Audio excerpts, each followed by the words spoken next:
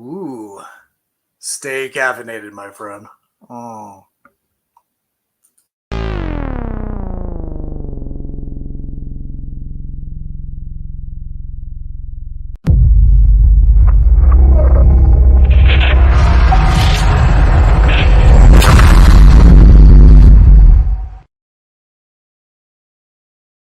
This is COFOH Live Undead. I am your host, Daniel Crosier, and I am joined by the amazing Unwoman. Yeah!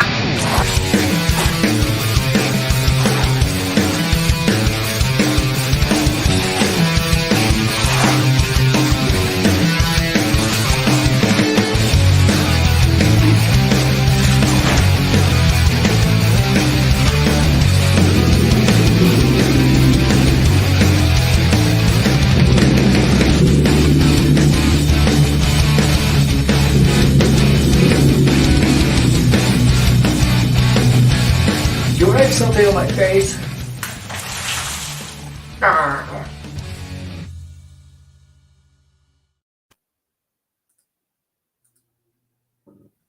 Erica Mulkey, how are you? I'm doing pretty well. How are you? Good. Thanks for coming on the show.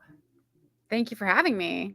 And your stage name is Unwoman, correct? That's it. Nice.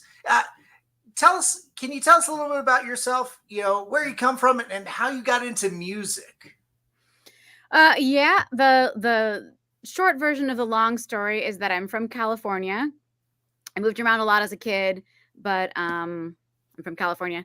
And I've always wanted to be a musician.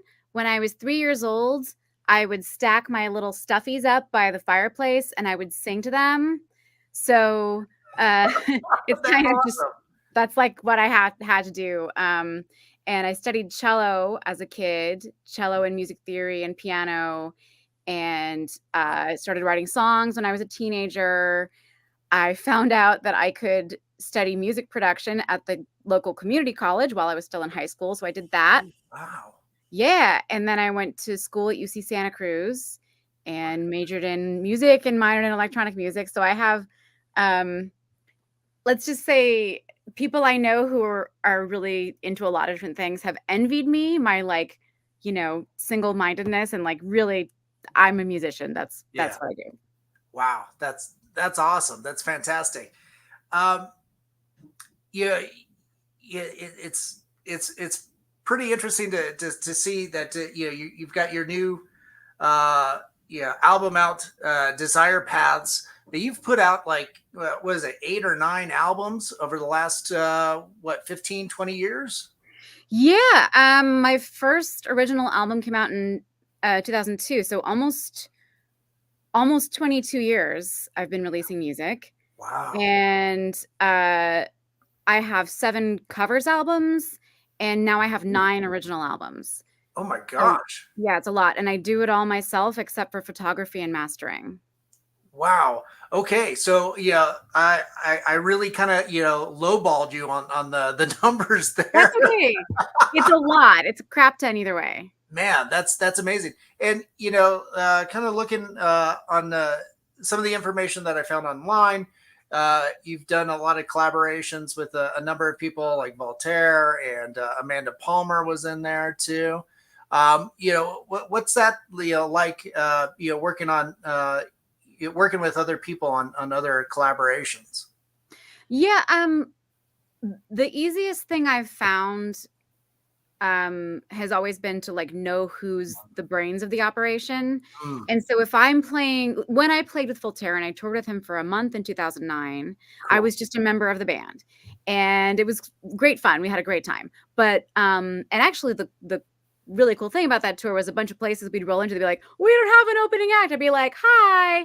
Yeah. And Voltaire's fans, I have a lot of longtime fans that discovered me because of that. And it was a very spontaneous thing. So that was amazing. But when I was playing his music, I'm just playing music like I'm supposed to. I'm dressing the way he wanted me to dress, which fortunately was he wanted us to dress like Victorian streetwalkers, which is my jam. So it was fine. And then, with Amanda Palmer, I was just playing what she wanted me to play. Actually, recently, I've been working more with being more of a like co-producer on some other artists' work. So Cool. you'll hear some announcements probably pretty soon about some other artists I'm working with now. And Nice. I'm yeah, I have a little bit more confidence about like my ego's not going to be damaged if I do some creative work and they want it something different. Yeah. And I think when I was younger, like in my 20s especially, I was a little shyer of that situation because I didn't really know like how much effort am I going to put into this thing and someone's going to hate it anyway. And now it's like, if they hate it, I don't care because I know I have something else in the bag I can just pull out quickly. So Yeah. Oh wow!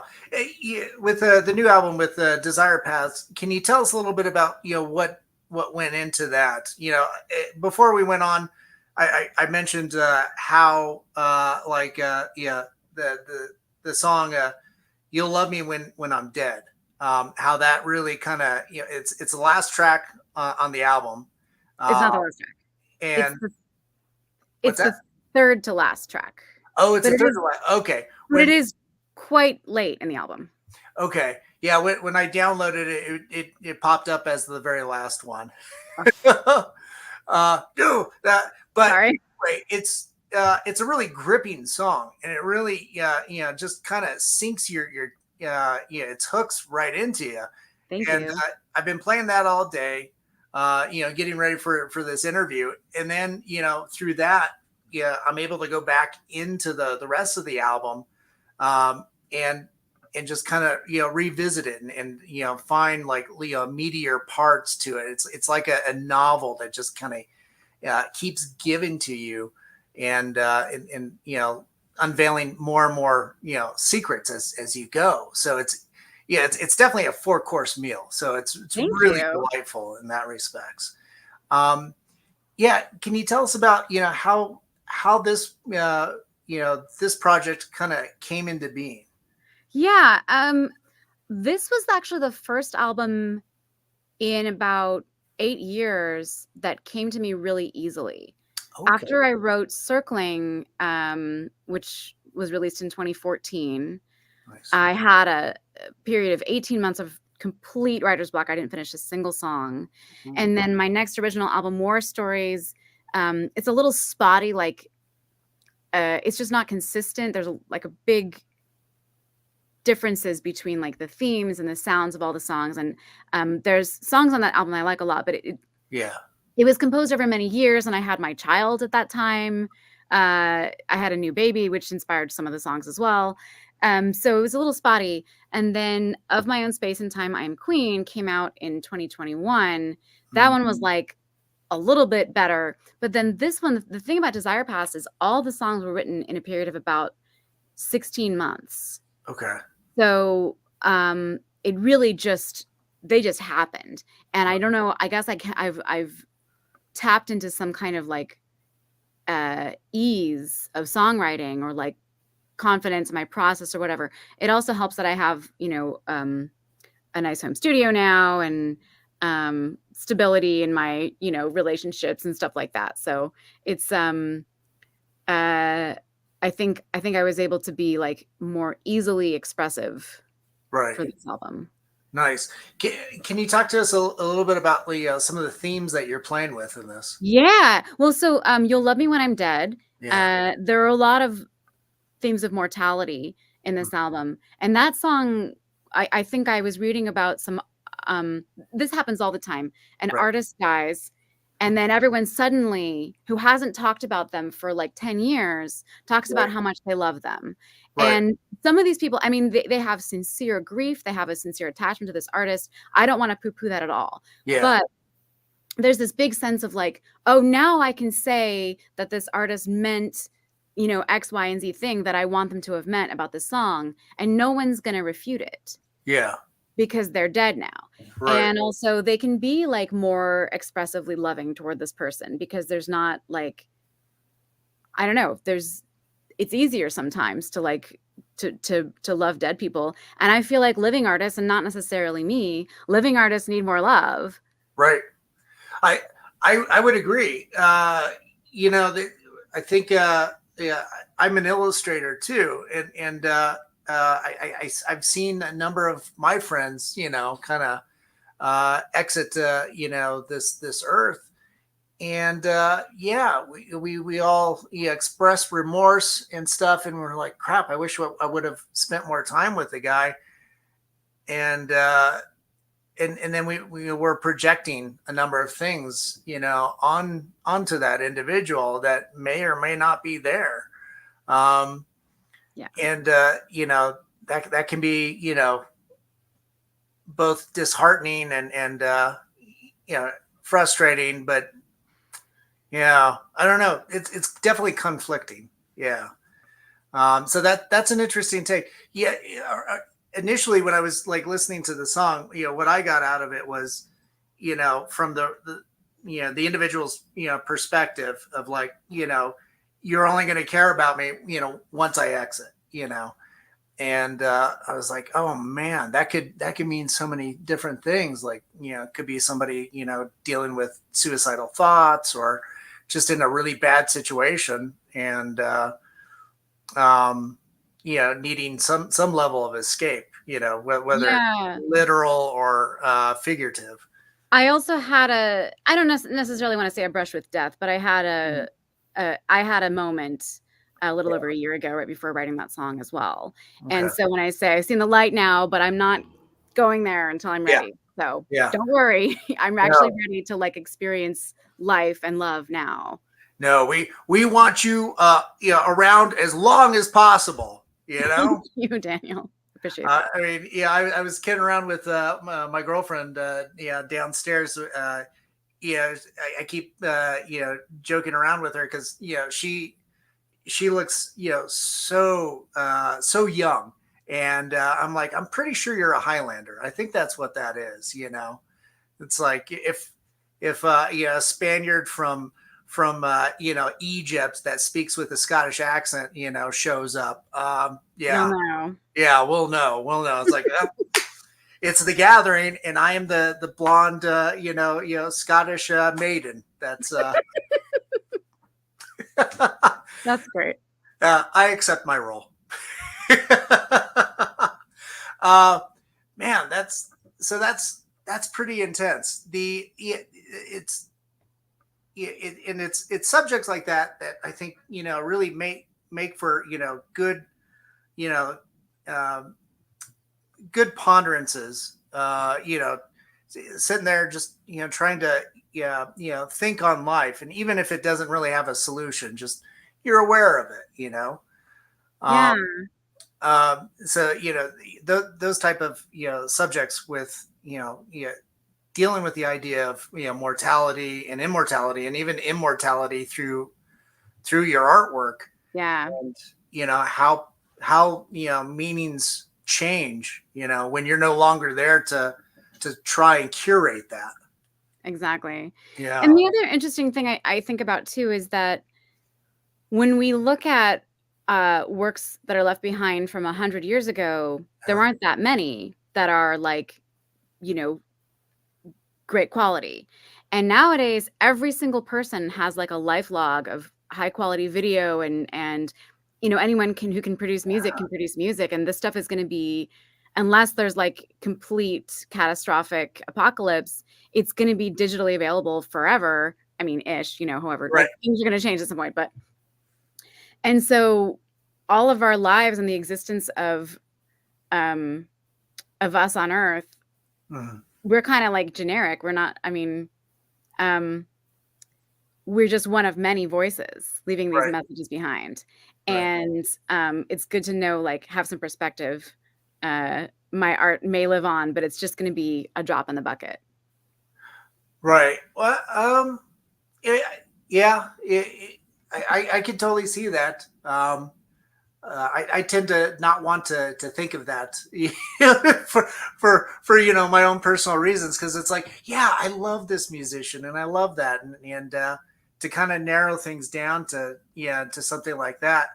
I'm like, wow, that's I find that sad, but I think it's beautiful in a way. I agree. I would say there's a loveliness to the bittersweet nature of it, and I think that's an element that makes you want to hold on a little bit more, to that. There's definitely a yearning. Yeah. And then when somebody like that, kind of passes on too, it's just like, that's great, man. All that talent and all that skill and everything and who that person was returns to being like stardust, because that's what we're all made of. So I think that's, that's where an area that I kind of like a thought that I take a little bit of solace, to. Definitely. Yeah. Oh, this is great. I love this conversation. Yeah. So yeah, one thing, listening to, your music and, I've been able to touch on a few songs from some of the previous albums as well. Was it the Fire Started? I was listening to the Heroin on that, and one thing I noticed was, there's even with like the electronic elements, there's this kind of a folk sensibility to it as well, and suddenly, I was referencing, well, I mean, you've worked with Amanda Palmer. There's a little bit of that I felt, but there's also like Kate Bush influences or associations, Oh yeah, of man. course.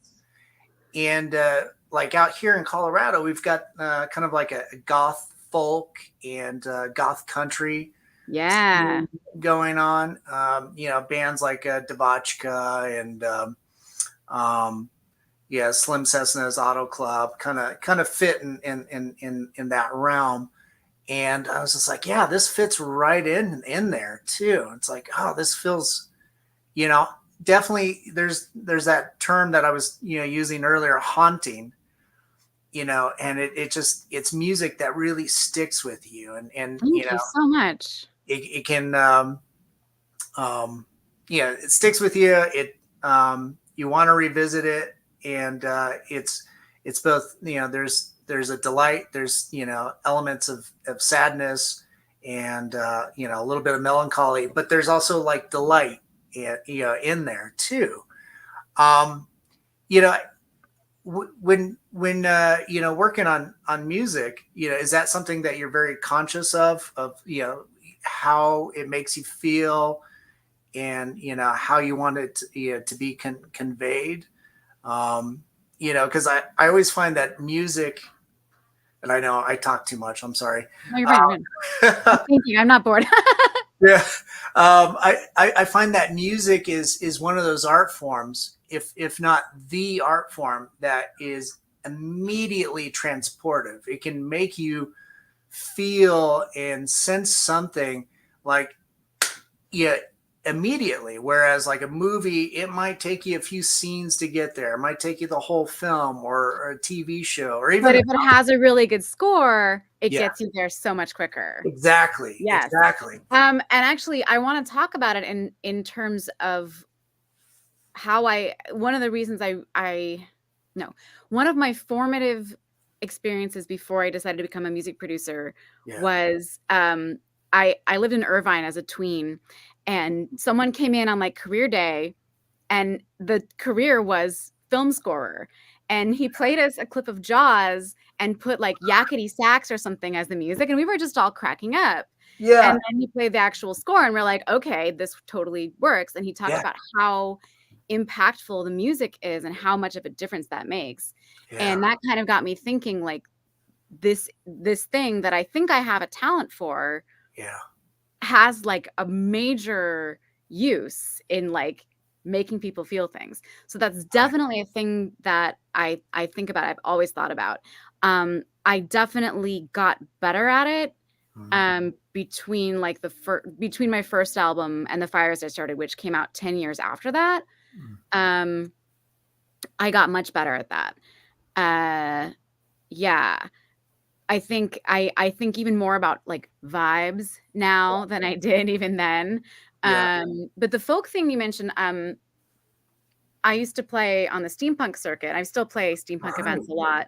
And so that's a lot of that same kind of thing. It's like dark folk, a little mysterious. A lot of people are really into, something that is hard to place in time, maybe kind of timeless. And a Yeah. lot of acoustic instruments are, because, you know, your synthesizer or whatever didn't exist 100 years ago, and your guitar or your cello did. Yeah. So those sounds are like more timeless. Right. Yeah. But I use synths too, so what am I going to do? What's that? I use synths as well at times.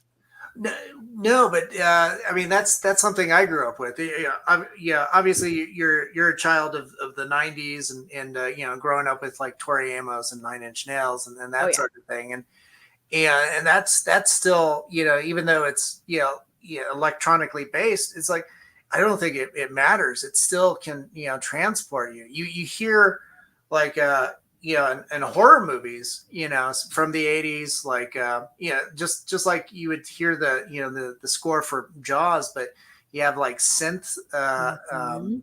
you know, music that you would hear in like Halloween, you know, that was produced by the director.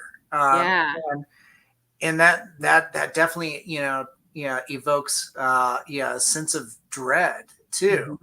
Mhm. um Even if it's not as well known as the Jaws, you know, music, but because of that, now you see in a number of you know, current horror movies, you know, they're reusing you know, the that instrument to convey a lot of the same sentiments. It's like, oh man, you don't you forget that, man, that stuff can also get under your skin and Oh, make you feel absolutely. uneasy. And Definitely. then there's also like, you know, tone, just having like white noise tones, you know, in a movie to, you know, if you want to really convey, you know, being unsettled, or, you know, it's like, Yeah, well, like, Bartok's music for strings, percussion, and celeste, which is in The Shining, yeah, it uses really experimental textures, and we studied that in music history class. nice, And then I watched The Shining again, which I hadn't seen in years, and I was like, "I know that piece." yeah, And it's just, you know, a lot of modern composers from, like, around 80 or 100 years ago mhm, were doing that kind of textural work. yeah. Oh man, yeah.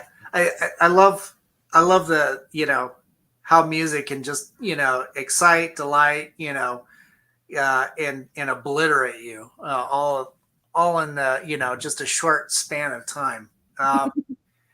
Yeah. So with this new album, have you started touring or anything in support of it? No, touring is not a thing that I can really do anymore. I have a child who's almost 7, and he needs me a lot. I went on tour with the band I play keys with, Hello. I went Cool. up to the Pacific Northwest this summer, and my partners, you know, hung out with my kid for 5 days while I did that, and I missed him a lot. Yeah. And also, you know, a lot of my audience is introverts, Okay. and they don't really come to my shows as much. But I did one local show. I played at this place called the Spire Church in Oakland, Nice. and it used to be, well, it's still technically a church for zoning reasons, but it got bought by some goths. And I played my album release show there a couple weeks ago, and that went really well. Nice. And Oh, then that's I awesome. played, yeah, I played another local show a week ago. So I have been playing some local shows, but I haven't been traveling for shows as much lately. Yeah, it's hard with a kid Yeah. and COVID times and all that. Right. Yeah. Most definitely. Well, I hear he likes zombies. He loves zombies. that Yes. that's fun. And yeah. So yeah, before we went on, you know, you were talking about you know, your kid, your son, and you know, talking about how he likes to kind of interject, you know, lyrics and stuff like that. And Yes. is that something that you know, you're kind of actively teaching him, or is he just kind of like picking things up? He is a very his only motivation is his own will. Hmm. So I don't really have to encourage or discourage anything. I just kind of let him do stuff. Yeah. And if I'm practicing and he wants to come and make it a song about zombies and I'm not like under deadline and it's not past his bedtime, then Right. we'll spend some time doing that, and it's great. Uh, Cool. I definitely want to encourage his storytelling.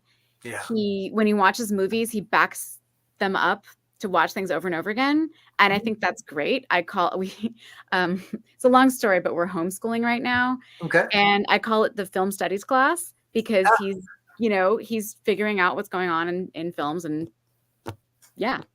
nice. Wow, that's cool. Yeah. Oh man. Yeah, it's so fun watching kids just kind of take to that stuff and Oh yeah, see what interesting perspectives they come up with. definitely. Yeah, that's cool. So yeah. So are you looking at in the future like doing any music videos in support of um, Desire Paths? I really want to. Yeah. It's time is really tight right now. Right. Time Right. is like the limiting factor in everything right now. But I definitely want to. Yeah. And uh I'm not sure what exactly. Yeah. Okay. Nice. Maybe The you'll love me when I'm dead. I actually got ooh, a yes. friend of mine was selling her Ouija board corset, leather corset with a Ouija board on it. And I'm thinking about using that for the You'll Love Me When I'm Dead video. But I don't have anything else like a director or location or anything, so we'll see. Okay. Man, that sounds amazing. Yeah. Yeah. Again, yeah, big fan of that song, especially. That's Thank you. yeah, that's so gripping. The um, when it comes to music like this too, and we were talking about like scores and everything like that. Yeah, to me, like that, that song, in particular, fits well in a soundtrack as well. I Um, think so too. yeah, yeah. Have you been working with like any local filmmakers or anything like that? No, and I would really like to. Hey, everybody out there that's watching, if you're a filmmaker, contact Erica. God damn it, do it now, or after the broadcast. My phone explodes. Wow! Yeah, Yes. yeah. I mean that's something that somebody independent filmmakers really need to access to. I've seen so many fantastic horror movies locally made, and things would be enhanced just by music, and it's something that along with audio on sets gets a little bit overlooked or they run out of budget. Definitely. Yes. Yeah, I would say a medium budget film perhaps Mm-hmm. could do well with me. I can't work for Yeah. free for obvious Right. reasons, but I do work very quickly, and I have the cello, I have piano, I have very very skilled software synthesis expertise as well, so I can make things happen. Nice. Nice. And you mentioned earlier too that you've got some producing projects, that you're going to be announcing in uh, in I don't know how long of time you're going to be announcing that, but Within the next month, there's a collaboration I'm doing with an artist, a fellow artist that sweet. people are going to be excited about. Yeah. Okay, sweet, man. That's gonna be pretty awesome. Kind of going back and forth between musician and producer. Yeah, do you prefer like one hat over the other, or are they just both feel very natural? Ooh, that's such a good question. I feel like at this point in my career, because I've been doing everything for all my songs for so long, I think they're kind of part of the same thing.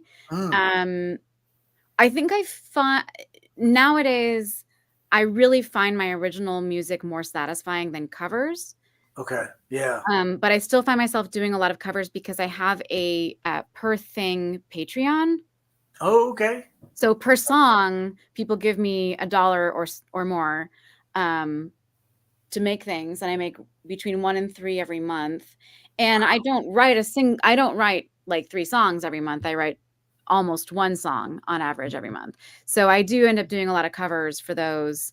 And I have fun and I let people tell me what to cover. And that's satisfying because then it's like, well, this is what they want to hear. But Yeah. every once in a while, like last month, the popular request was White Rabbit by Jefferson Airplane. And I Oh, love that song. I've loved that song for yeah. decades. And I feel like I did a pretty good job, but it was like, oh my God, like people have an expectation for what they want to Right. hear and like what different ways they want me to make it different. I'm obviously not going to I never try to make things sound the same. I try to make them sound very different, but like, what if I go in the opposite direction of what people wanted? And, I try not to worry about that too much, but, Yeah. with an original song, I'm like, well, I'm the expert on that. So Yeah. I'll tell you how it's supposed to sound. And there it is. That's right. No, that's awesome. Yeah. Can I ask, what was, like, as far as a cover song, what was like the most out of left field request? Out of left field. I don't know. The, the one that I liked the least to do was, Mr. Blue Sky by ELO.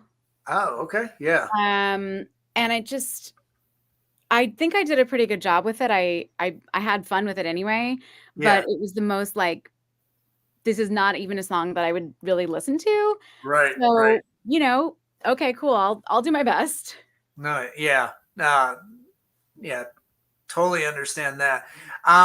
So we do have a video that's queued up that you sent over a couple hours ago. It's a live video from a Twitch broadcast. Is that right? Yeah, I sent this too. This was shot in my in my, as you'll recognize this little set here. It was shot in my home studio. This was for Kate Nix's Twitch show, which ran like 3 weeks ago. Cool. And I realized that since the Twitch broadcast is no longer like replaying because it's been 2 weeks, I can upload it myself. And shall I tell a little story about the song? Yes, please. Okay, well, if you've seen Jonathan Strange and Mr. Norrell, there's the woman who dies. And I guess like ignore the next 30 seconds if you don't want a spoiler. It's like pretty early on in the series. And I haven't read the book. Sorry. I heard the book's really good. I've just seen the Netflix series twice. There's a thing that happens pretty early on, which is that she dies and she exchanges her pinky and all of her dreaming hours to dance with the fairy king in order to be alive on Earth again. Yeah. And this song is kind of a version of that, except gayer. Okay. Because I have to dance with the fairy queen all night. Yeah. And I'm exhausted when I wake up. And it's actually a metaphor. Actually, I don't know if I want to say what it's a metaphor for, because then you might lose its mystique. Ooh, okay. Keep it up. Keep it a mystery. And let the audience interpret as they will. Yes. Nice. All right. Let me bring this up, and then let's go ahead. We'll take ourselves out of here. All right. And then we'll get going.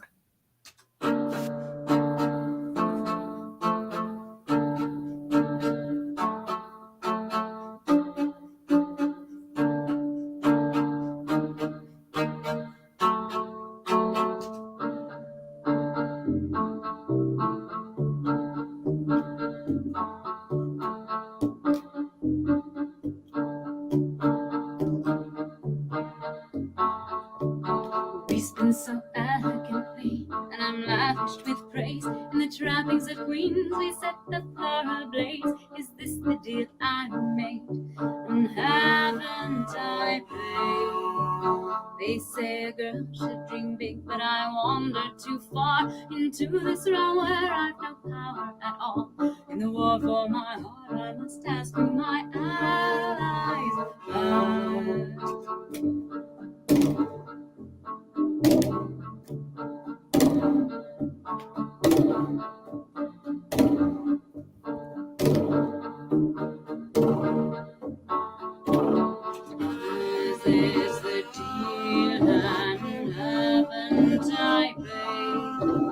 We dance all night, and I die as I wait. I know that of interest, but it destroys me to keep this a secret. I'm proud each night, but I know illusions are cheap, and the ones who start dancing are tossed in a heap, and the drums and the strings they would not dare to skip her beat. Glasses are filled with sweet wine, but I can't stop to drink.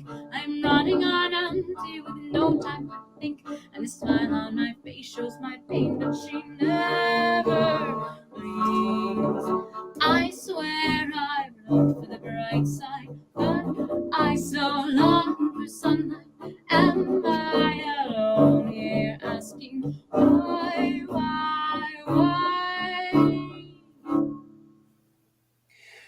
Is this the deal and haven't I paid?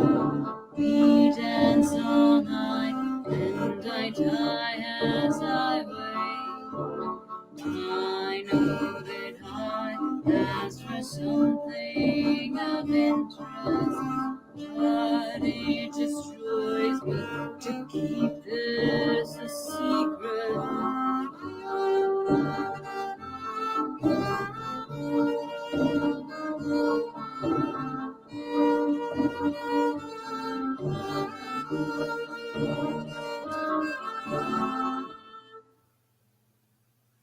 Now I lay down, but I will not rest. Heavy is the crown, heavy is my chest.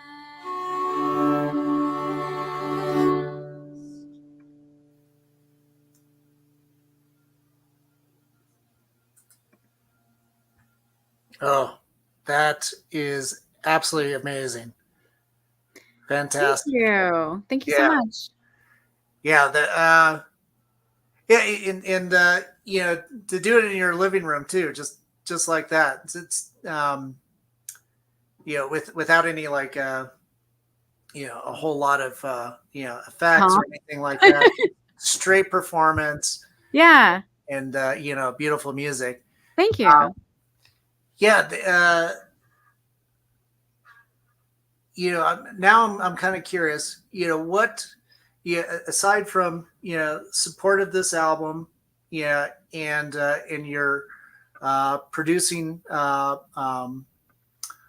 projects, that's to be announced. Yeah, do you have a like an idea or you know, an inkling of what the next project after that is going to be? Right now I'm just trying to figure out what I'm doing with my son. Okay. And that's my like main life project right now. Yeah. And I love my creative work is really important to my mental health. So Yeah. I'm absolutely keeping doing it despite also homeschooling my child. We're looking into a very special school, private school, perhaps for him to go to this weekend that maybe will work out and give me more time. And it sounds like, based on a friend of a friend, it sounds like the perfect thing for someone who doesn't respond well to authority, which my son has issues with. Yeah. And I'm like knocking on wood because I would like a little more time to work. And once that happens, I'll feel like I can actually pitch myself to filmmakers. And right now I'm just kind of like, the collaborations that people send me, I'm like, okay, I'll do it. And I can, I have these 3 hours here and these this night here or whatever. But but once my son is in school, which I hope will happen soon, then I'll feel like I can really use my talents and have a lot more time for that. Yeah. Cool. Oh, that's fantastic. Yeah, it's amazing work. It's a, you know, a beautiful album, and yeah, I can't wait to see, you know, a music video, you know, married to especially, you know, the song "You Love Me When I'm Dead." Yeah, the visuals that can kind of come up. Yeah, I mean, I'm interested to hear. I mean, we could talk later more about what you see for that, because Oh, I mean, if you have a vision that you want to share with me, like we can talk. oh, well, I can't promise that I'll make it actually happen in real right, life, but I right, would love to right, hear right. it. No, I was just gonna, say that, to a song, it can be, well, it can be, incredibly engrossing, Oh yeah. because, yeah, I mean, it's just such a vivid song, you know, and yeah, there's, I had one interpretation, and I found that, your initial, inspiration was, so much more, insightful, and, yeah, has so But much. your interpretation wasn't completely off the mark either. Oh, I appreciate that, but, Yeah. don't give me too much credit, damn it. No, no, no. But I also like that's one of the things I was thinking about. Like, do I want to explain what the metaphor for the dream curse is about? I'm like, maybe Right, not, because people are right, gonna, if it works on some other level, I don't want to take that right. away from people. Right. Yeah.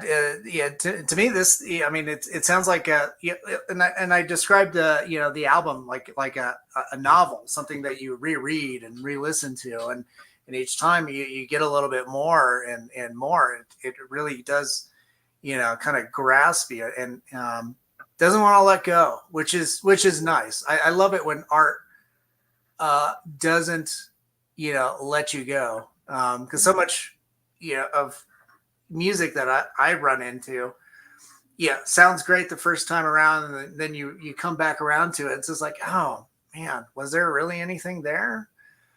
So when art of any form, can do that, it's great. I've had those instances too, especially recently with films where I watch it once, don't care about it, and then I'll have like dreams or nightmares on it.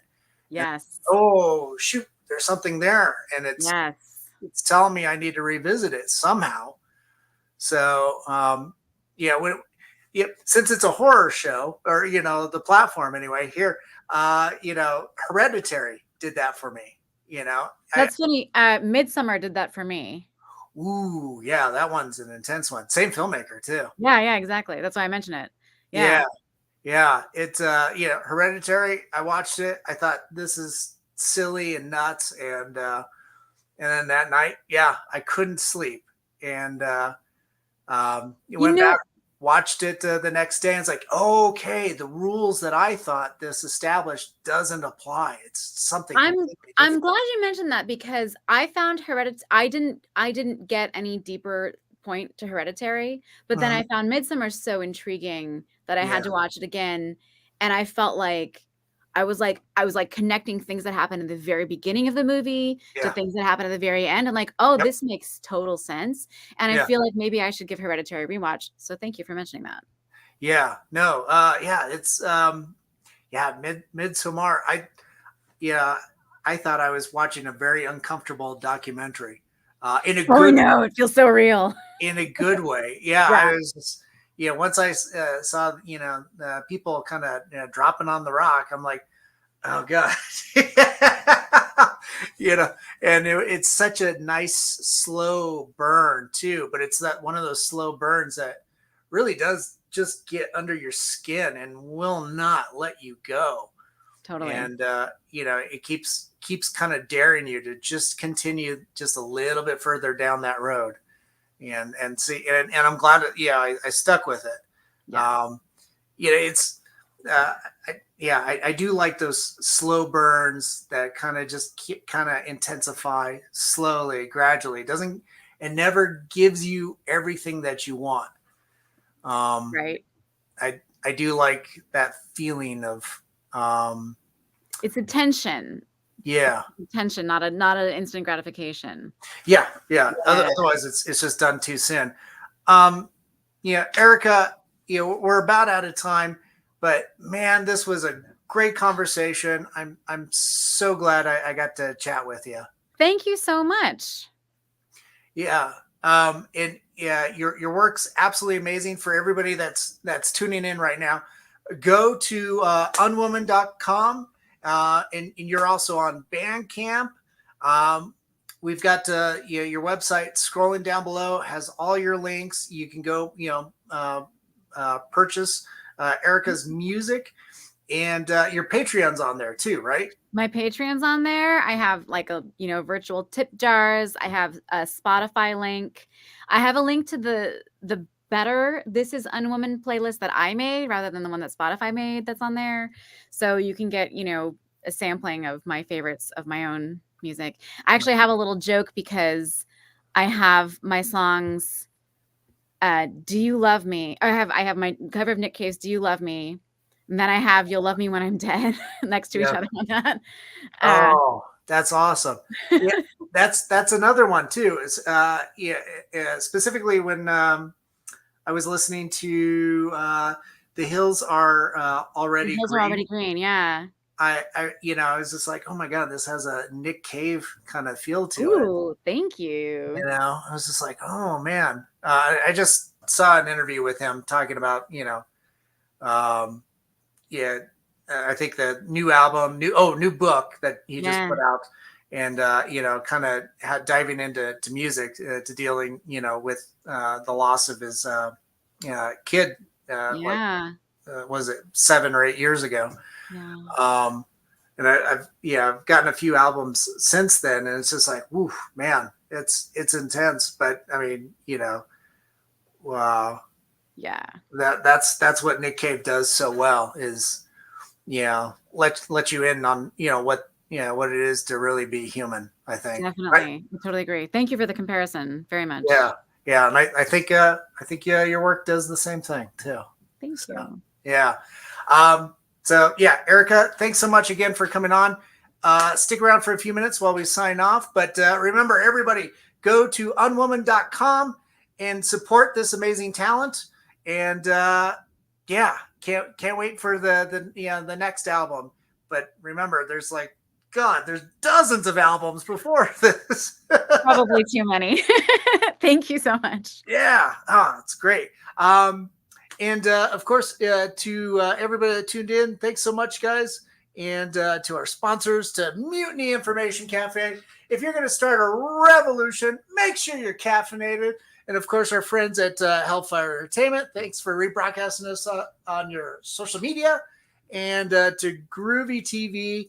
And of course, to Alien Donut Films and Angela Joseph Productions. To Bill and Angela, respectively. Thanks so much, guys. And my producers, Lily Fisher, Amanda Armstrong, and Stefan Santa Cruz. Thanks for putting up with me. To everybody out there, have a good night. Be good, be kind, help each other out during tough times. And it's Halloween season. So happy Halloween. Stay spooky.